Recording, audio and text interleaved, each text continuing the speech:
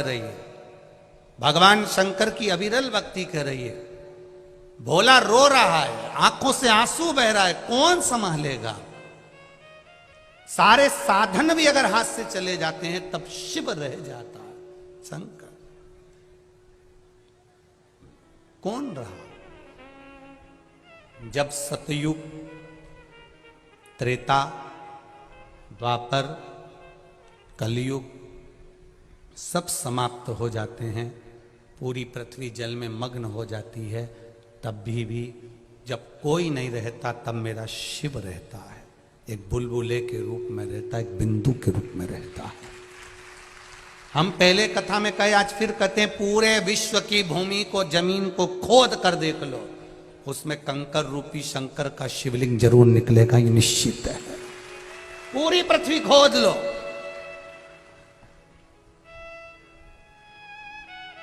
सारी मूर्तियों के निर्माण बाद में हुए हैं, पर शंकर भगवान तो प्रथम में हैं।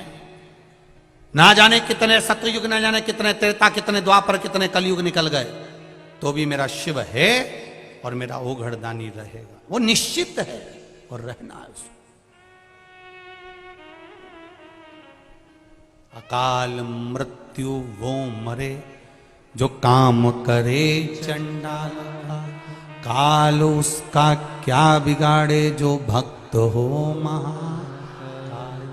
जो शिव का उपासक होता है उसका बाल बक्का नहीं हो सकता, शंकर की आराधना करने वाले का बाल बक्का नहीं हो सकता। ये निश्चित है कि जन्म मरण परण तीन शिव के हाथ में है। मृत्यु जहां लिखी हुई है वहां तो हम पहुंचेंगे। तुम कहो कि सुअर वाला महाराज किसी की मौत को रोक दे, किसी की मृत्यु को रोक दे, तो मुश्किल है। आपकी मृत्यु, हमारी मृत्यु, ये सब परमात्मा ने जो तारीख, जो पल, जो घड़ी, जो दिन, जो नक्षत्र, जो समय, जो परमात्मा ने लिख दिया, वो निश्चित है कि उस पल, उस घड़ी, उस क्षण में हमारी मृत्यु होगी। जो विधान पर लिखा हुआ है उसे कोई टाल नहीं सका। पर आपका भजन का जब बल बढ़ जाता है, सत्संग का जब बल बढ़ जाता है, आप शंकर का गुणगान जब करने लगते हो, तो जीवन में अगर थोड़ा बहुत दुख भी आता है तो उसको भोलेनाथ, आप शिवजी पे जल चढ़ाते हो तो जैसे चंदन शंकर पर पेले का लगा हुआ होता है तो धुल जाता है, उसी तरह शिवजी पे जैसे जैसे जल चढ़ाते हो हमारे भी पाप धीरे धीरे धुलना प्रारंभ हो जाते हैं। ये निश्चित है। शंकर भगवान पर समर्पित किया गया एक लोटा जल हमारे पूर्व के ना जाने कितने कितने पाप कर्म को धो देता, ना जाने कितने पाप कर्मों को।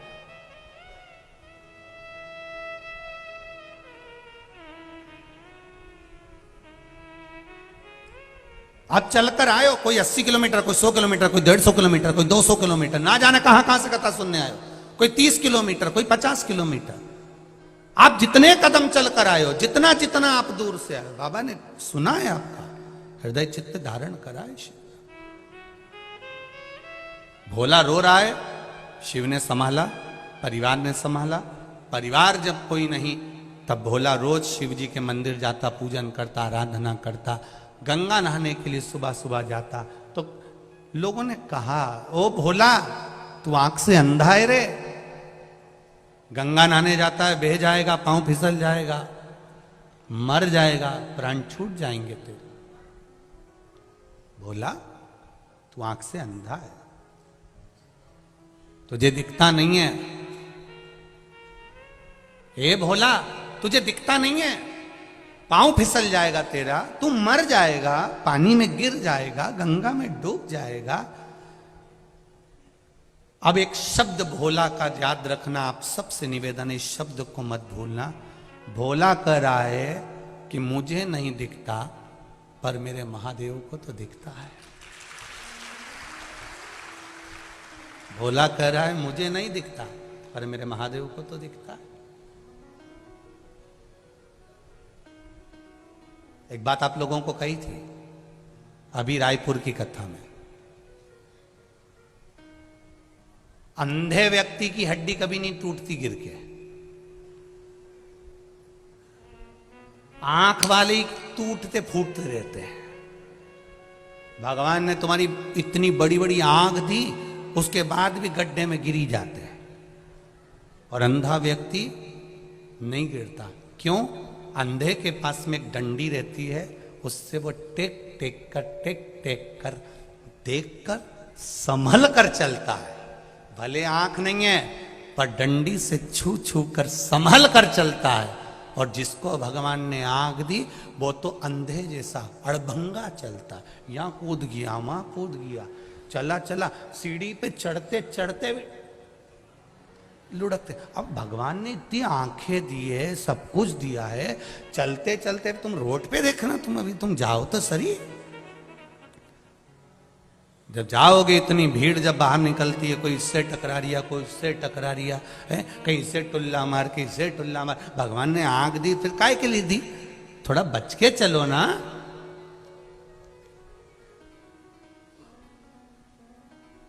रोज हम निवेदन करते हैं, गले में सोने की चेन होगी, रकम होगी, जेब में पैसा होगा, तो चोर की नजर जरूर होगी। सुंदरता होगी तो लुच्चों की नजर जरूर होगी, और अगर शंकर की भक्ति होगी तो महादेव की नजर जरूर। सुंदरता है तो लुच्चों की नजर होगी, धन होगा तो चोर की नजर होगी, और शिव भीतर समाया है, भक्ति भीतर है, तो महादेव की नजर जरूर होगी। ये निश्चित है। तुम कहां बैठे हो वो शंकर को मालूम है। बोला कह रहा है, मेरी आंख नहीं तो क्या हुआ, महादेव तो देख रहा है। मैं नहीं देख सकता तो क्या हुआ, मेरा महादेव तो देख रहा है। आप किसी के साथ बुरा करेंगे, कोई नहीं देख रहा, पर महादेव तो देख रहा है। आप अच्छा करेंगे, कोई आपका यश गुण नहीं गा रहा, सब दूसरे का नाम ले रहा। मेरा तो कोई बोल ही नहीं रहा, मैंने तो इतना खर्चा करा, मैंने तो ऐसा करा, मैं तो जजमान बना, मेरा तो नाम ही नहीं आया, मेरा तो ये नहीं आया। तो अपने को टेंशन नहीं लेना, तुम तो बस तुमने कर दिया, आगे उसने देख लिया। हमें अपना गुणगान नहीं चाहिए, वो देख रहा है। भोला ने कहा मेरा महादेव देख रहा है। रोज गंगा नहाने जाता, गंगा जी में नहाकर वापिस आता, शिव मंदिर जाता, शंकर जी के मंदिर में बैठा था। आज किसी ने कह दिया अपनी काशी में शंकर भगवान का एक बड़ा अनुष्ठान होने वाला है, भगवान शिव की सत्संग होने वाला है, प्रवचन होने वाला है, कोई कथा होने वाली है। उनने सुना और भोला ने मन में विचार कर लिया मैं भी जाऊंगा उस प्रवचन में। रात का समय था, किसी ने कहा इतनी रात को जाएगा, तो भोला बोला हमारी आंख ही नहीं, तो हमें दिन और रात से मतलब ही क्या। सत्संग करने वाला, भजन करने वाला, कीर्तन करने वाला रात और दिन नहीं देखता। हमसे लोग कहते बताओ गुरुजी, श्री शिवाय नमस्तुभ्यम कब नहीं जपना चाहिए? ऐसा कोई समय जैसे माताएं कहती है हम रजस्वला धर्म में हो जाते हैं, तो हम फिर व्रत रखें कि नहीं रखें? तो हमारे यहाँ तो यहाँ तक वर्णन किया गया कि रजस्वला धर्म में भी नारी है।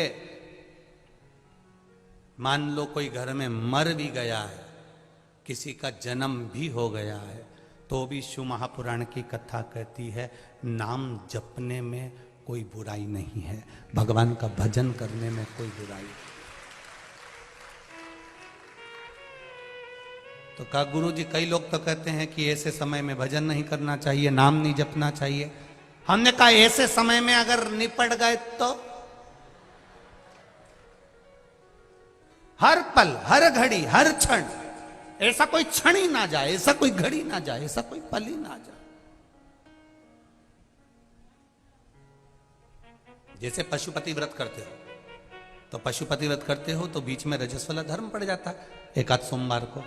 अगर रजस्वला धर्म पड़ गया तो माताएं क्या करेगी? क्या व्रत तोड़ देगी? नहीं, पूजन नहीं करेगी, पूजन नहीं करेगी, पर नियम वही रहेगा, एक समय फलाहार करना है और शाम के समय भोजन करना है। भले पूजन नहीं करेगी,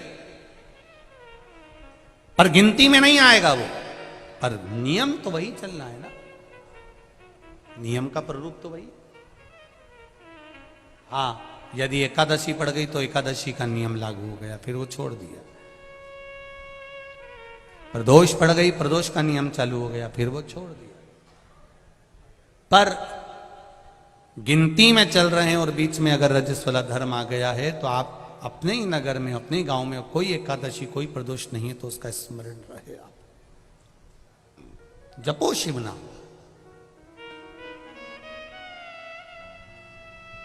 कहा मैं सत्संग में जाऊंगा तो किसी ने कहा रात में तो भोला कहता है मेरी तो आंखें नहीं, दिन और रात मेरे लिए बराबर है। भगवान की भक्ति के लिए कोई समय नहीं होता कि सुबह ही भगवान का भजन करना पड़ेगा, कि शाम को ही भगवान का भजन करना पड़ेगा, कि रात्रि को, कि दिन में। शंकर भगवान की आराधना के लिए कोई समय नहीं है। भगवान विष्णु के बैकुंठ में पट, कपाट, दरवाजे, खिड़की सब हैं। ब्रह्मा जी के मंदिर में, ब्रह्मलोक में कपाट, खिड़की, दरवाजे सब हैं।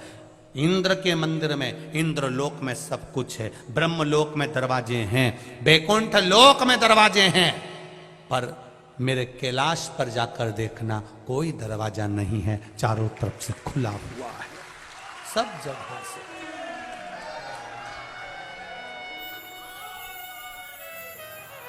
बैकुंठ में दरवाजा है, ये हमारे शास्त्र भी कहते हैं। शास्त्र को पढ़कर देखिए, बैकुंठ में दरवाजा मिलेगा, ब्रह्मलोक में दरवाजा मिलेगा, इंद्रलोक में दरवाजा मिलेगा, देवलोक में दरवाजा मिलेगा, पर दरवाजा नहीं मिलेगा तो भगवान शिव के द्वार पर, भगवान शंकर के द्वार पर। तुम तो गंगा जी के घाट पर रहते हो, गंगा के घाट पर जाकर देखना, कहीं कहीं शंकर जी का शिवलिंग रखा हुआ है, वहां कोई दरवाजा ही नहीं है। ऐसे ही भोलेनाथ जी बैठे आराम से घाट पे, लोटा भरो, डालो, जाओ।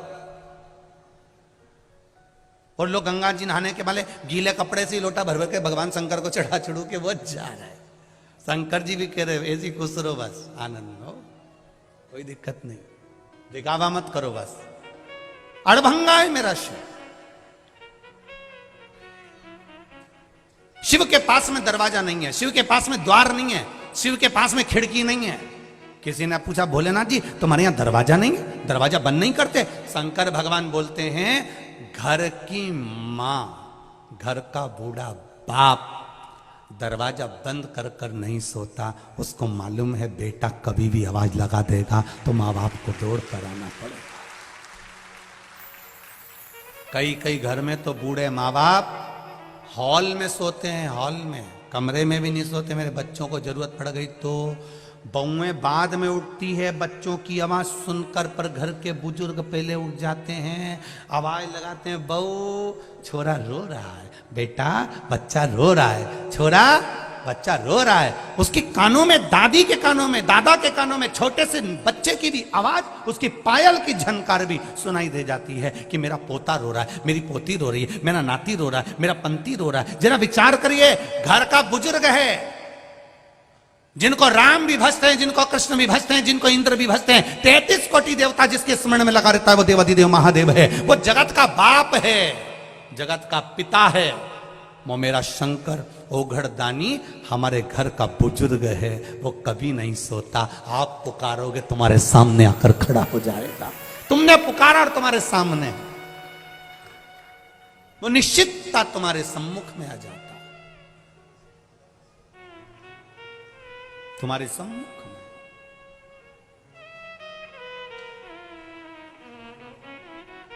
शंभु शरणे पड़ी मांगू घड़ी रे घड़ी, दुख काटो दया करी निदर्शन,